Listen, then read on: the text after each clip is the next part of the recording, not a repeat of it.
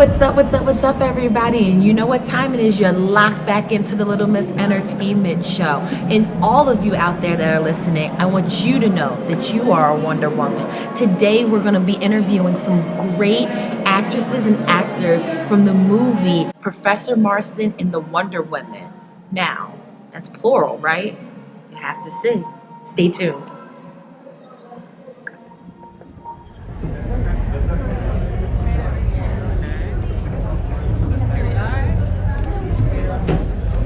Hello. Hi. Hello. How are you doing? Hello. How are you?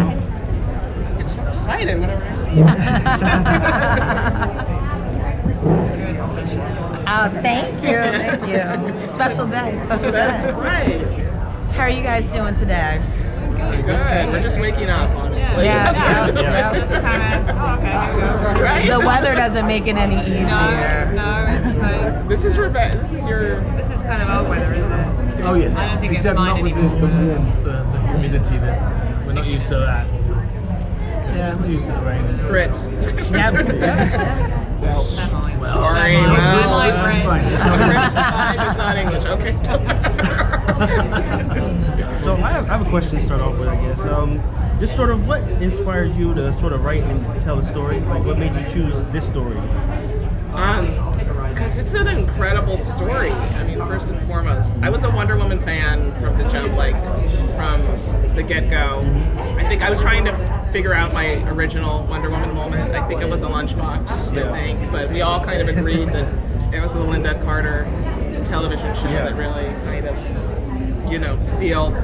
But she was the only one. She was the only girl, and that honestly you could pick from. So I became a fan, and then after I shot my first feature, a friend gave me a History of Wonder Woman book, and there was a chapter in there on the Marstons, and I literally couldn't believe the story. I was like, what? Like, no way. They with a lie detector, and they all lived together, and they had a family, and the thing, and they were psychologists. I mean, it just kept going on, and so that's I just became obsessed from the minute I read about her. Rebecca, the two women in the film seem to have from the trailer, seem to have a very close bond. Is that, to put it in loose terms, right? Yeah, so in the film, will it kind of redefine what women empowerment is? That's a question for everyone else to answer, I guess, when they see the movie.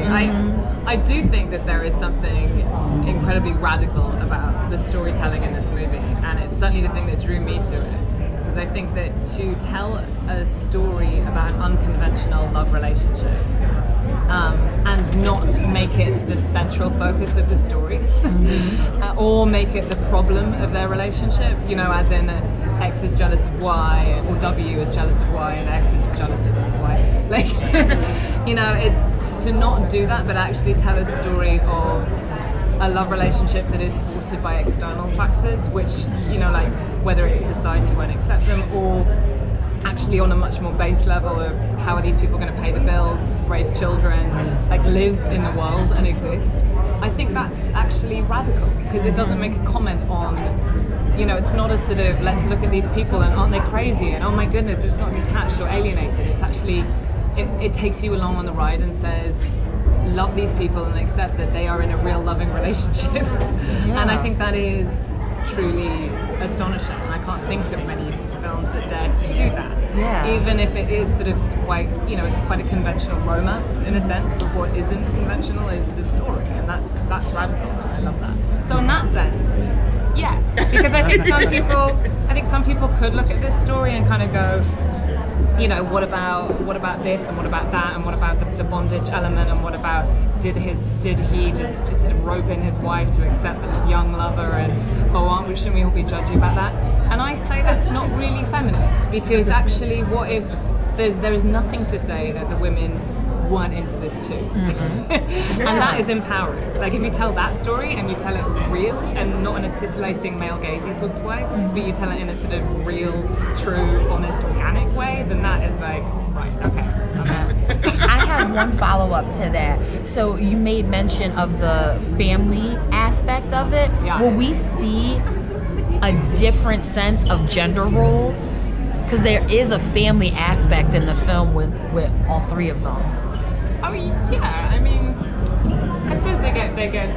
I think what's really interesting about them is that the gender roles, a lot of the movie talks about men and women and kind of white male entitlement and glass ceilings for women and what roles kind of society forces women to play versus in their fantasy life they're able to kind of transcend that. And like so the exploration of their sexuality in the film is more about being liberated of their true selves in this fantasy world that links to Wonder Woman, as opposed to sex necessarily.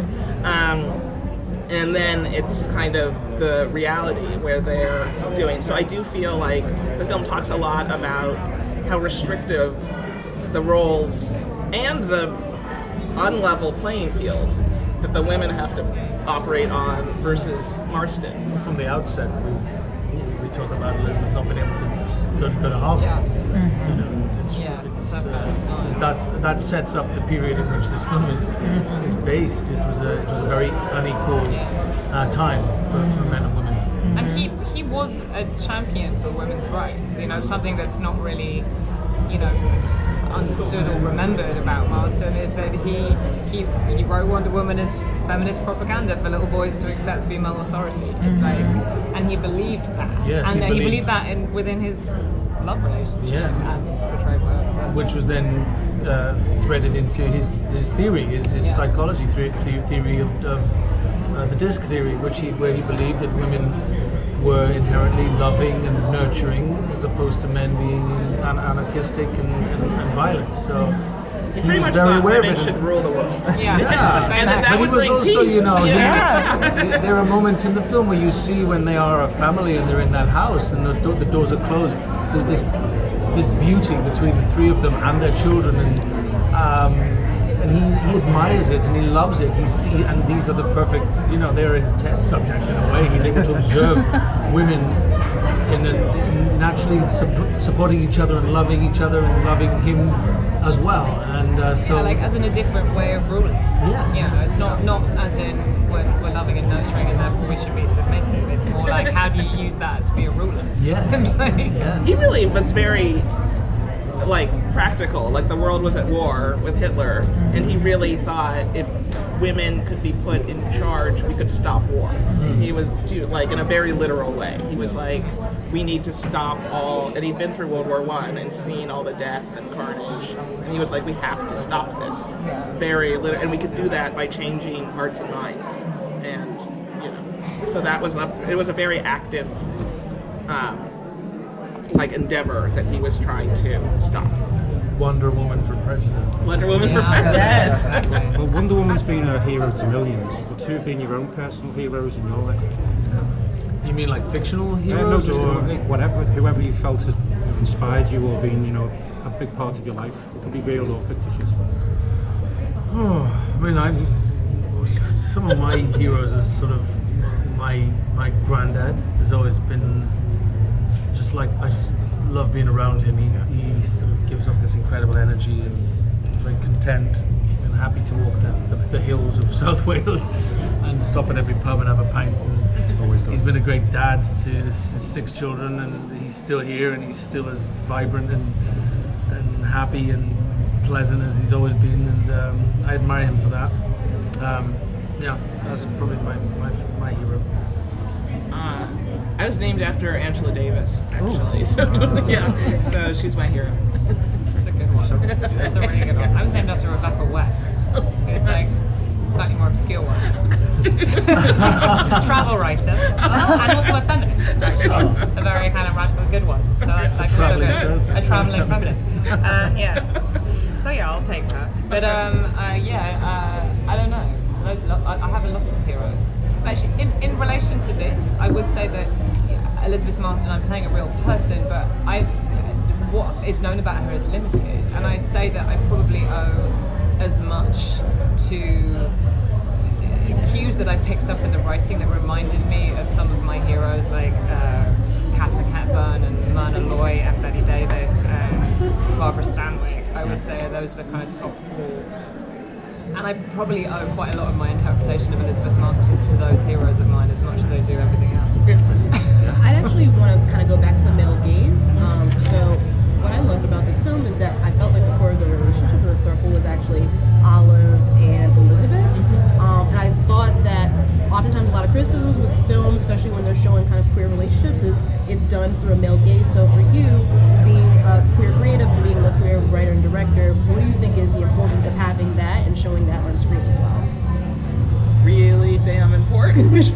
No, I worked very actively with the notion of the female gaze on this film, and it was really important to me. I worked with the cinematographer Bryce Fortner, and we talked a lot about how do we, the history of shooting any sort of poly or kink relationship on film is pretty dismal. And I really didn't, across the board as a directorial decision, I was like, I didn't want to otherize their experience. I didn't want to make them be like, oh, aren't they weird? Or I didn't want anything like dark. It's always like black and, you know, like kind of skeevy and dirty, you know what I mean? Like it's, or transgressive even. And I didn't want to treat that at all. And it was really, I feel like a lot of the movie, I was obsessed with the notion of consent. That a lot, even their foreplay is about consent. Like they're always like, are you sure you want to do this? Is this okay? Even in the lie detector scenes, they're like, do you want to have sex with me? And so that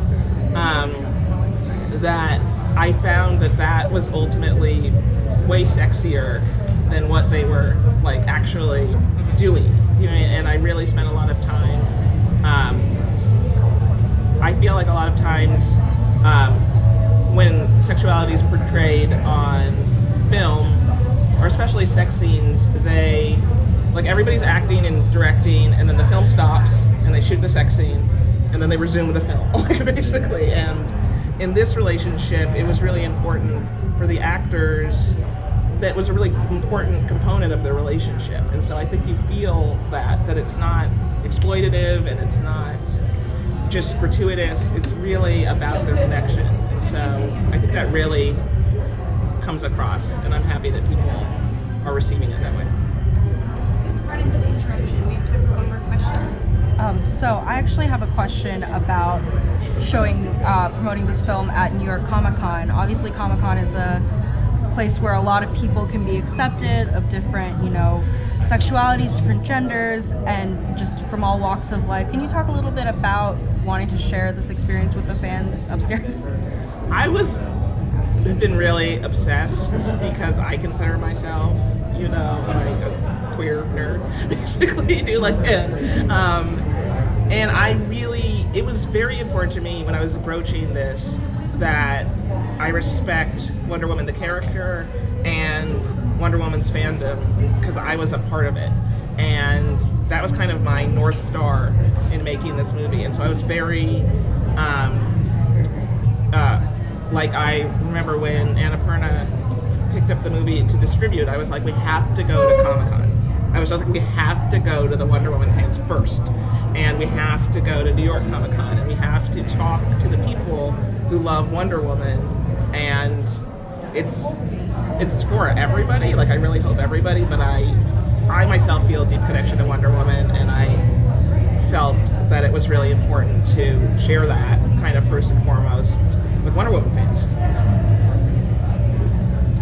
Great. Thank you very much. Thank you. Thank you, guys. Thank you, guys. We'll get started.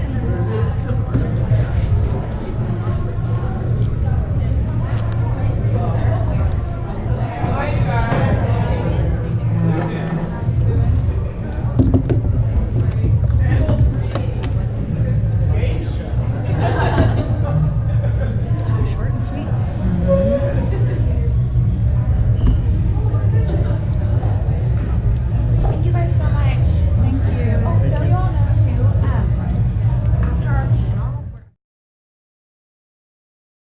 woman. So we just wrapped up the great press junket for Professor Marston and the Wonder Women, and we got to meet the beautiful Rebecca Hall and the handsome Luke Evans. I thank you so much for listening. Make sure you subscribe to all of my social media. That's at Little Miss ENT, LILMISSENT. Give the Facebook a thumbs up, and make sure, if you haven't, turn those notifications on to the YouTube channel. I love you guys for listening, because 100% you didn't have to. Have a great week, guys. Peace.